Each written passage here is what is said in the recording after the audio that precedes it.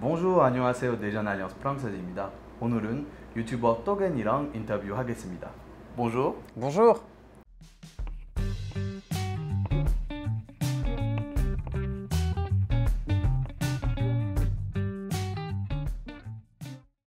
Alors, les Français qui s'intéressent à la Corée te connaissent déjà pas mal, mais un peu moins les Coréens en Corée. Donc, Ouais. est-ce que tu peux te présenter brièvement? Alors, je m'appelle Nicolas. Les Français, justement, me connaissent sous le pseudonyme de Togen. Je suis youtubeur. J'ai commencé sur YouTube en 2016 à faire des petites vidéos sur la Corée du Sud, voilà, parce que je vivais ici. Je vis en Corée depuis 2014 maintenant. Et je suis aussi entrepreneur. Voilà, j'ai créé des business ici et je vis de ça aujourd'hui. Voilà. D'accord. Alors, pourquoi avoir choisi de s'installer en Corée? Euh, Par hasard, vraiment par hasard, je ne connaissais pas grand-chose de la Corée vraiment quand je suis venu ici. J'avais un média sur Internet, je gérais un média sur Internet quand je vivais en France qui traitait justement de la K-pop. Et en fait, un jour, en 2013, j'ai le KTO, Korea Tourism Organization, qui m'a invité pendant une semaine en Corée du Sud pour faire une espèce de reportage sur la Corée. Et donc je suis passé une semaine à Séoul et j'ai vraiment adoré, ça m'a changé vraiment de mon train-train quotidien français. Et puis à ce moment-là, je me suis dit, bon, je tourne un peu en rond en France, j'ai beaucoup apprécié mon voyage en Corée, donc je me suis dit pourquoi pas faire quelque chose en Corée du Sud. Donc j'ai passé d'abord ma première année en tant que PVTiste, voilà, à profiter un peu de la Corée du Sud. Et puis je me suis dit, bon, ouais, maintenant je peux peut-être commencer à faire un peu de business ici et raconter mon expérience en Corée du Sud à travers mes vidéos. PVTiste, c'est pas trop pour bosser, on est d'accord en Corée? Non, non, non, c'est plus pour glandouiller. C'est difficile de trouver un travail même si on veut en Je fait. suis pas forcément d'accord parce que le PVTiste, le H1 justement, on peut trouver un travail plus facilement avec, mais c'est quelque chose, tu sais que ça va se terminer, tu vois. Non, PVTiste c'est bien uniquement pour voilà, pour des vacances, travail, c'est le nom du visa quoi. Travail. Et est-ce que tu penses que tu pourrais t'installer à vie pour toujours en Corée du Sud? À vie, c'est un grand mot, je pense. Plutôt, on va dire long terme. Long terme, oui, parce que maintenant je suis dans une démarche où je suis plus vraiment en vacances, entre guillemets. J'essaye de créer des choses ici. J'ai ma petite amie ici maintenant, depuis ça va faire 2 ans. Voilà, j'essaye d'installer des espèces de processus sur du long terme et non plus forcément en tant que vacancier ou voilà. Donc oui, je pense être là, je pense encore les 10 bonnes prochaines années. Dis-moi. Mais après, je sais pas. Est-ce que tu sais où est-ce que tu seras dans 10 ans? Non. Oh, ben voilà. Bon, est-ce que je sais où je serai dans 3 ans? Déjà. C'est une question. D'accord. Et d'après toi, bon, ton ressenti maintenant, ça fait quand même pas mal de temps que tu es en Corée. Quels sont les points les plus positifs et les points les plus négatifs à la vie en Corée du Sud? Oh, alors déjà, je vais parler en tant que français et personnel, d'accord? C'est des points positifs et des points négatifs pour moi. Ce n'est pas des points qui touchent la Corée du Sud parce que, d'accord, moi, des points que je vais trouver peut-être négatifs, toi, Bien sûr. tu vas t'en foutre à mon avis.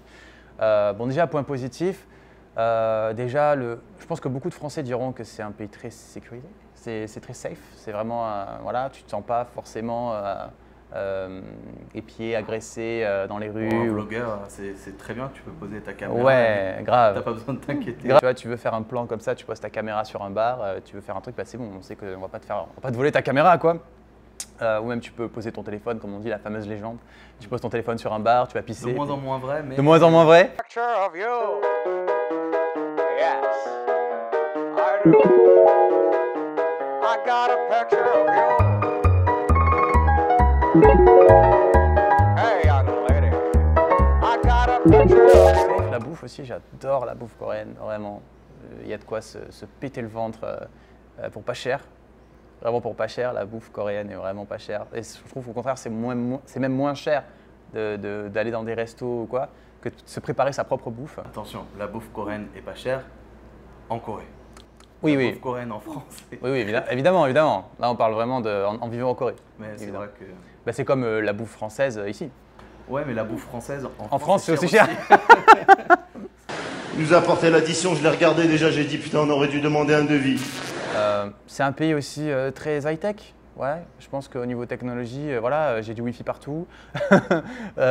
Beaucoup de gens, parce que je fais beaucoup de lives sur Instagram et généralement je fais des lives aussi dans le métro Et les gens ils me disent mais dans le métro, mais comment tu arrives à capter dans le métro, tu vois? Ça c'est la réflexion de base d'une personne qui me regarde en France, tu vois, de France, qui n'a pas forcément une très bonne connexion dans le métro, voire pas du tout. Donc voilà, c'est des petits points comme ça. Aussi, j'aime beaucoup tout ce qui est social ici. Les gens sont simples, sont faciles d'accès. Bon, après, peut-être parce que je suis étranger, pas forcément parce que voilà. Mais c'est un autre rapport, voilà, un autre rapport avec les gens, quoi. Après, peut-être les points un peu plus négatifs. Justement, peut-être le double tranchant au niveau de cette chose-là, le côté social. Je trouve qu'il y a aussi beaucoup d'inégalités dans ce pays. Notamment hommes-femmes, tout ce qui est vraiment salaire ou tout ce qui est comment on peut traiter la gente féminine ici. J'ai fait d'ailleurs beaucoup de vidéos à ce sujet-là. Alors pour résumer, pour globaliser le problème et pour faire simple, il y a une énorme différence entre l'homme et la femme. Après, c'est des choses, voilà, comme j'ai dit, qui me choquent moins en tant que Français, mais ça ne choquera pas forcément les Coréens et au contraire, il y en a qui s'en foutent. Mais je vois que de plus en plus, en fait, en Corée du Sud, il y a un mouvement féministe, ou, notamment avec MeToo par exemple, qui se propage un peu chaque année. Donc voilà, je pense qu'il y a des choses qui changent ici en Corée du Sud et je trouve ça cool. Voilà. Donc c'est les points un peu négatifs que je pourrais trouver à ce pays-là. Mais je n'en ai pas beaucoup parce que si j'en avais beaucoup, je pense que je ne vivrais pas ici. Vraiment, j'apprécie beaucoup ce pays. Tu parlais de ta petite amie qui est Ouais. coréenne, qui est youtubeuse aussi. Ouais, elle a démarré YouTube un peu après moi, peut-être un an après. Tu as fait pas mal de vidéos qui parlaient des différences entre les relations entre Français ou avec des Coréens et des Français. Pourquoi est-ce que tu penses que les gens sont si intéressés par ça? Est-ce que ça marche quand même pas mal ce genre de vidéos?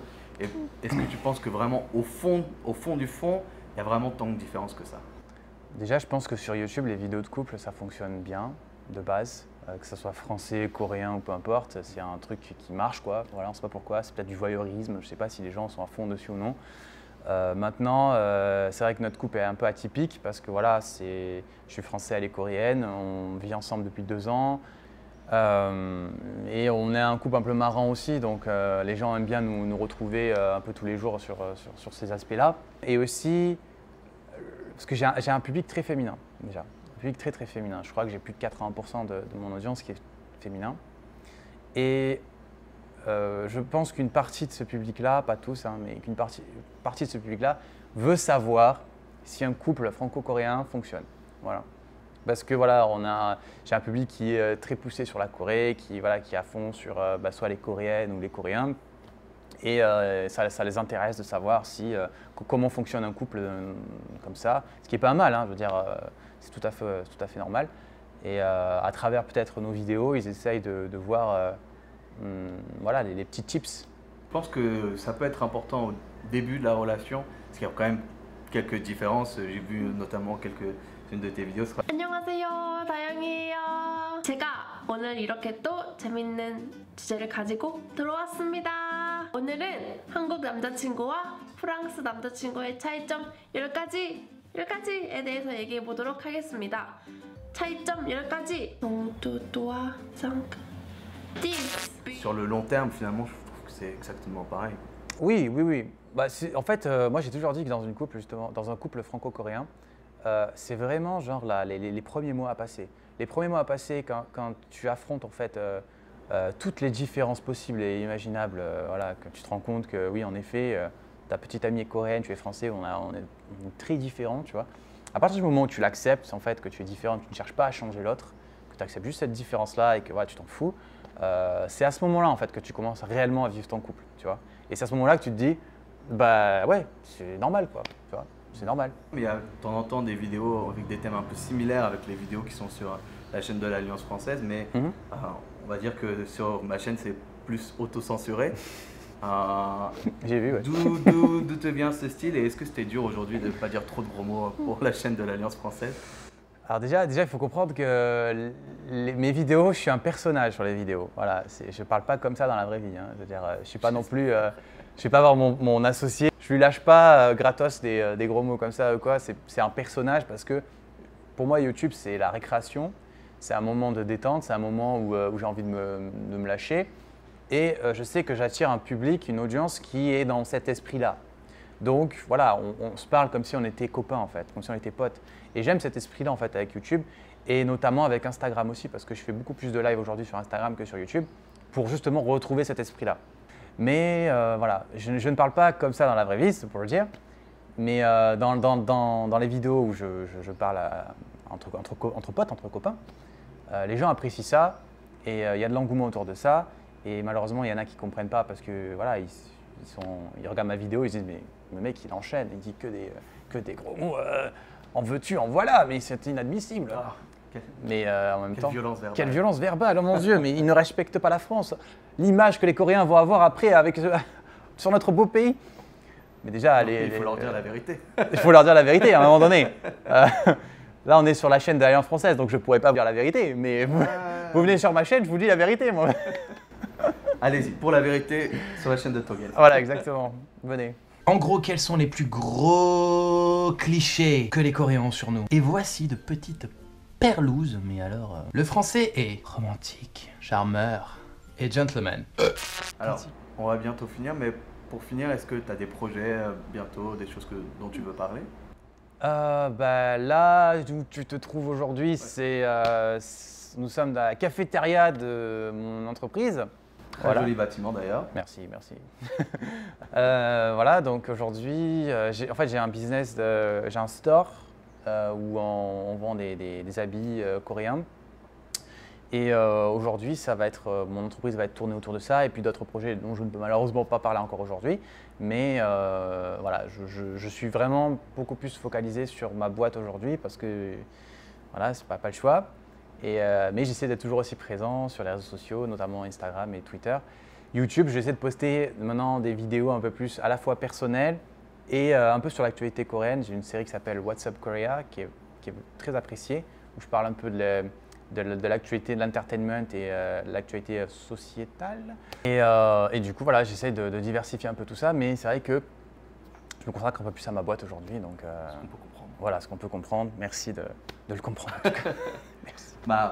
Merci beaucoup pour aujourd'hui de m'avoir reçu et puis Ouais, bon c'est courage cool. pour tous tes projets. C'est cool, je viendrai à Daejeon. Ça fait longtemps que je suis pas allé à Daejeon. Ah Ça fait un sacré on fera bail. une vidéo à des jeunes si tu veux. Pourquoi pas? Merci beaucoup, au revoir. Au revoir.